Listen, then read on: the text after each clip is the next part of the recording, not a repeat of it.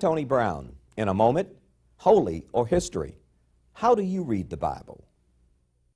Gary Greenberg is the author of two powerful books, The Moses Mystery, The African Origins of the Jewish People, later renamed in paperback as The Bible Myth, The African Origins of the Jewish People, and 101 Myths of the Bible. You can tell from the titles that Greenberg was shaking the very ground on which the foundations of Judaism and Christianity stand. The New York Times, in a brief snub called The Moses Mystery, a, quote, game of scholarly gotcha, close quote. Greenberg, however, believes not in the status quo, but in what he has, as a student of archaeology and mythology, come to believe. You can read either the Jewish Bible, commonly known as the Old Testament to Christians, or the Christian Bible, or any sacred book as theology, or you can interpret it as history. Gary Greenberg is an attorney, president of the Biblical Archaeology Society of New York, and author of The Bible Myth and 101 Myths of the Bible. The New York Times, in a review of the Bible Myth, or the Moses Mystery, yeah, the African origin of the Jewish people, in part said, and it was a very short, concise review, if we want to call it that. I'm sure you won't call it a review, but it says that that you had aloof, scattered fragments of archaeological findings, along with flat-footed bits of textual analysis, to argue that the Jewish people originated in Africa.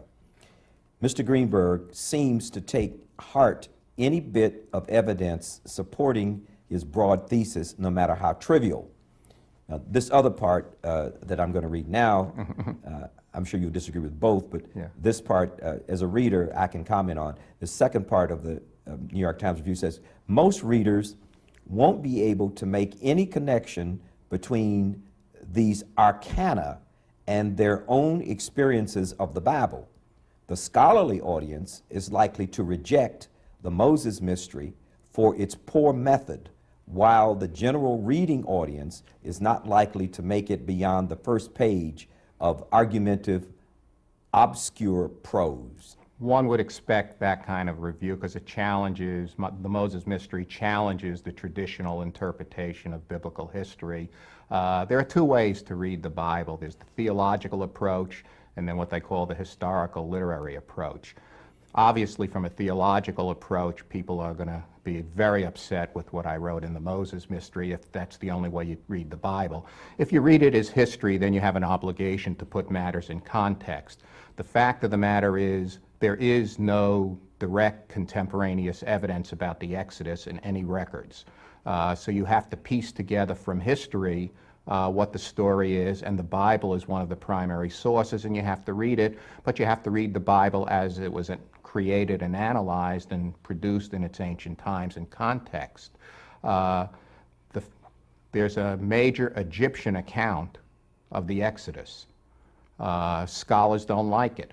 They want to dismiss it. Some dismiss it as a forgery. It appears in the writings of Josephus, and he's recording what earlier Egyptians have written about the Exodus, and it tells virtually the identical story with a couple of minor interesting changes in which Moses is made the cruel ruler and Pharaoh is the guy who hides out as a baby and then comes back to liberate Egypt.